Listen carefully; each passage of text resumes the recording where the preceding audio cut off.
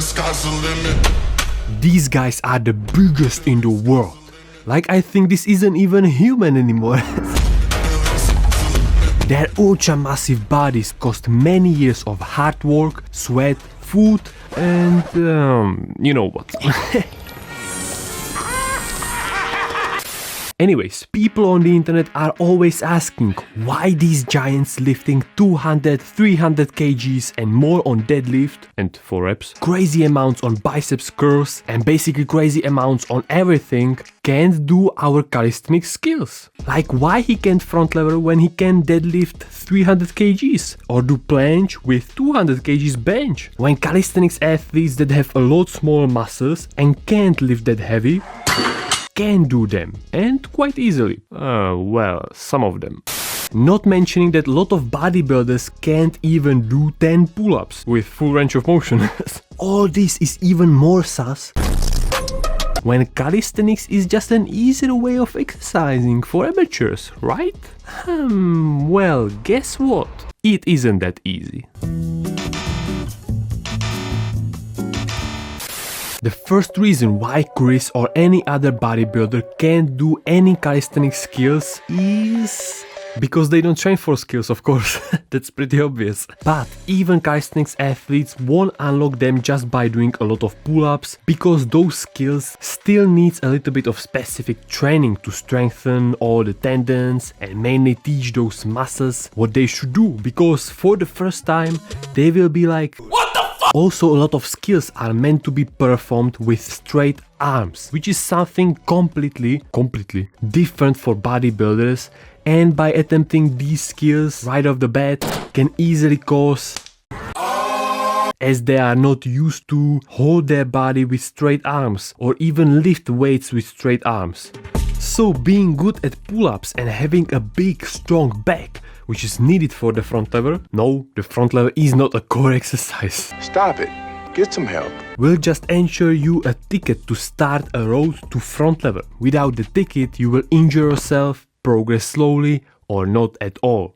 Mobility can play also quite big role in learning, for example, back lever, which is really terrible position, or handstand, that is pretty hard for them too, since they oftentimes don't have the overhead mobility, and so they would need to hold the handstand in a mini planche. I found even a bodybuilder who couldn't do elbow lever because of his pecs, which were in the way, and I think we don't have to talk about why they can't visit. The second reason connected to the first one is that they train differently, like very differently. Why they are so muscular is firstly because they use Steroids? I think it's a good thing. And secondly, because bodybuilding and basically lifting weights in general is superior in isolating muscles, which means that you can destroy individual muscles separately. You can't do that with calisthenics, at least not that well. That's also another reason why they can planche or front lever, because they mostly train only for hypertrophy to get bigger. Jeff! Bigger! Jeff!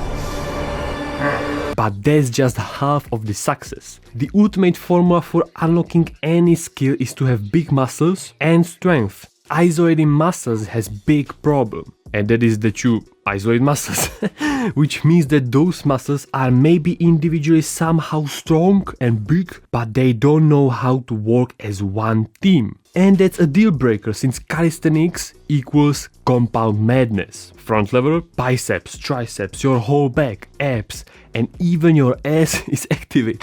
This all I said so far wouldn't be that much of a problem. Give them a few months and they would adapt their muscles, tendons and joints for calisthenics. Easy back lever, handstand, or even I would say bent arm planche. But still they won't ever planche or front lever like our not even top athletes. We could say average guys in calisthenics. Why? Because they have heavy ass. Our performance in calisthenics skills, and especially in those lever-based ones, heavily depends on how big legs you got. And it doesn't matter if they are muscular or fatty. Mass is mass, not mess.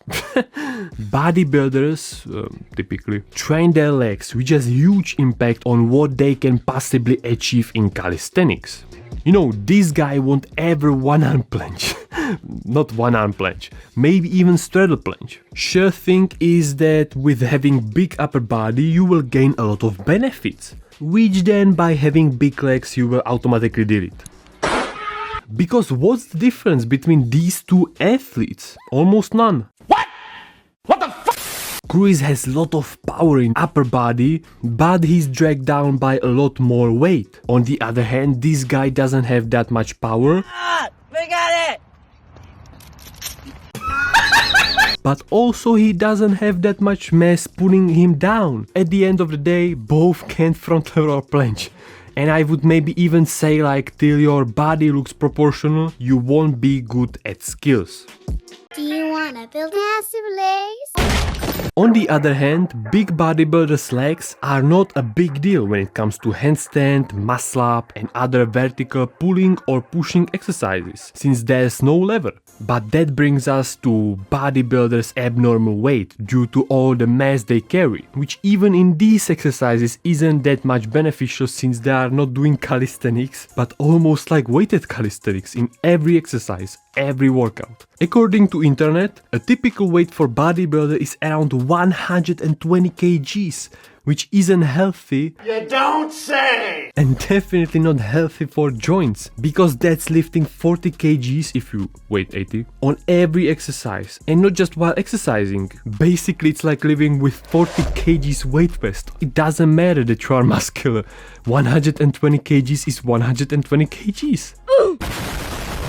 So ultimately we could say that bodybuilders train for looks and calisthenics athletes for strength. You know, absolute versus relative strength. One last quick fun fact, bodybuilders by lifting weights don't get better at calisthenics at all, but calisthenics athletes by training pull-ups, push-ups, dips get simultaneously better at lifting weights. Since for example I, without ever benching, could lift 100 kgs, curl pretty much good amount of weight, and of course pull down 100 kgs for reps comfortably. To be for 100% honest, I never really liked bodybuilding. Well, what a surprise. They got my respect for all the hard work they've put in, sure, but for what? To build something that's purely just for competitions, and if those wouldn't exist, then why would somebody go for this physique? When in my opinion it makes your life only much more difficult and dangerous. You could say that calisthenics skills would be pointless too, without battles. Maybe, but still you can at least most of the stuff learn naturally. Plus I think that being able to lift your own body weight is more beneficial in real life than lifting tons in a gym.